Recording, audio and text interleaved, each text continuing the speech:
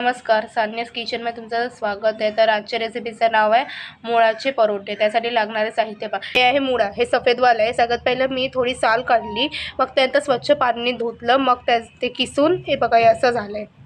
आणि मग हे आहे 2 मोठे बारीक चिरलेले कांदे आहेत।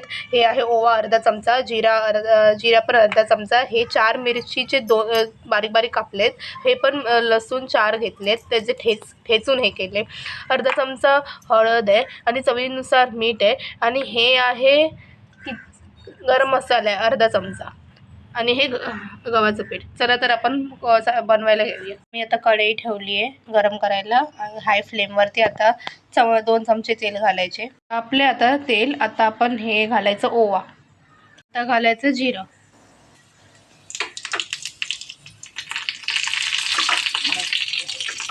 आता घालायचं लसूण, आता घालायची बारीक चिरलेली मिरची, चिरलेला कांदा घालायचा आणि चांगलं ढवळायचं।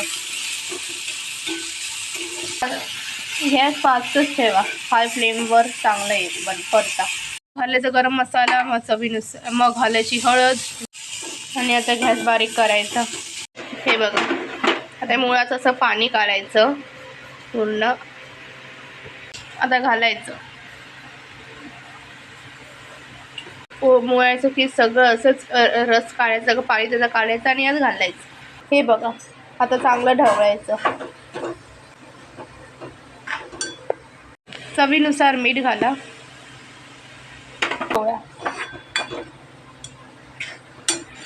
गॅस स्लो करून भाजायचं, ढवळायचं जोपर्यंत हे नाही होत ना, पाणी सगळं निघून नाही जात ना मुळाचं, तोपर्यंत असं ढवळत राहायचं, सगळं गेलं पाहिजे।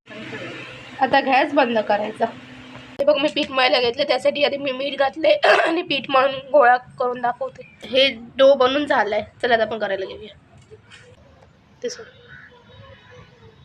हे बघा, असं करायचं,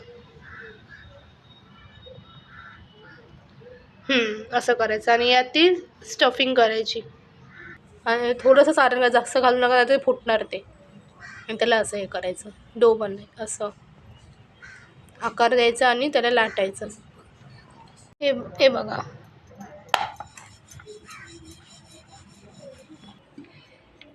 थोडं तेल घालते,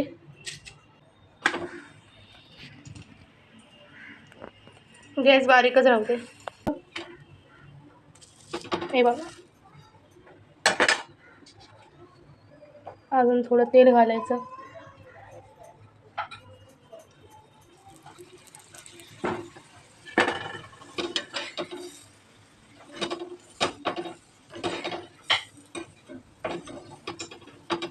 गॅस आता थोडं फास्ट करूया गॅस।